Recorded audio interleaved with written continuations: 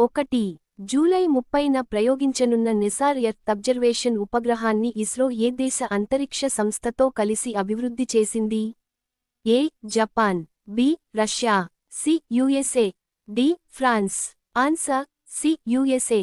Explanation: భూమి ఉపరితలంపై మార్పులను పర్యవేక్షించడానికి ఇస్రో మరియు నాసా సంయుక్తంగా నిసార్ ఉపగ్రహాన్ని అభివృద్ధి చేశాయి. 2. ఇటీవల నాబార్డ్ ఏ స్థాపన దినోత్సవాన్ని జరుపుకున్నారు? A. 40, B. 42, C. 44, D. 45.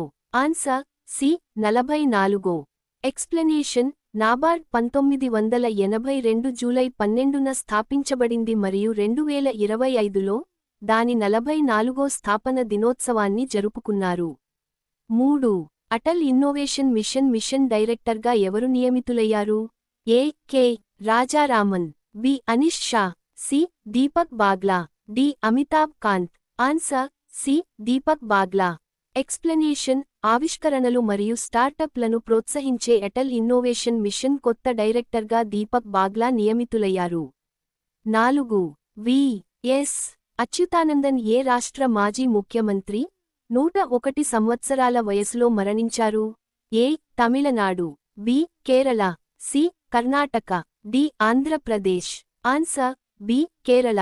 Explanation: V. S. Achuthanandan senior నాయకుడు మరియు కేరళ మాజీ ముఖ్యమంత్రి, వామపక్ష రాజకీయాల్లో కీలక పాత్ర పోషించారు. 5. డిజిటల్ గవర్నెన్స్ కోసం WSIS ఛాంపియన్ అవార్డు 2025 ఎవరికి లభించింది? A. Digital Bharat app, B. Meri Panchayat app, C. Gramsatta portal, D. Swaraj portal. Answer B. Meri Panchayat app. Explanation: గ్రామ పంచాయతీలలో డిజిటల్ పాలనను ప్రోత్సహించినందుకు మేరీ పంచాయతీ యాప్ WSIS అవార్డును అందుకుంది. 6. ఫైట్ ప్రపంచ కప్ 2025 ఆతిథ్యాన్ని ఏ దేశానికి అందించారు? ఏ. Russia, B. భారతదేశం, C. UAE, D. Serbia. Answer B. భారతదేశం. ఎక్స్ప్లనేషన్: ప్రతిష్టాత్మక చెస్ టోర్నమెంట్ అయిన ఫైట్ ప్రపంచ కప్ 2025 ఆతిథ్యం ఇచ్చే గౌరవం భారతదేశానికి లభించింది. 7. గిఫ్ట్ సిటీ యొక్క ఎండి మరియు గ్రూప్ కేఓగా ఎవరు నియమితులయ్యారు? A. Sanjay Kaul, B. Arvind Pandey, C. Sudhir Mehta, D. Deepak Arora. Answer A. Sanjay Kaul.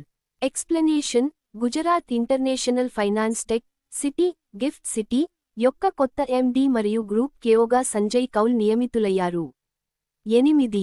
భారతదేశంలో అతిపెద్ద గ్రీన్ హైడ్రోజన్ ప్లాంట్ ఏ నగరంలో ప్రారంభించబడింది? ఏ. బెంగళూరు, బి.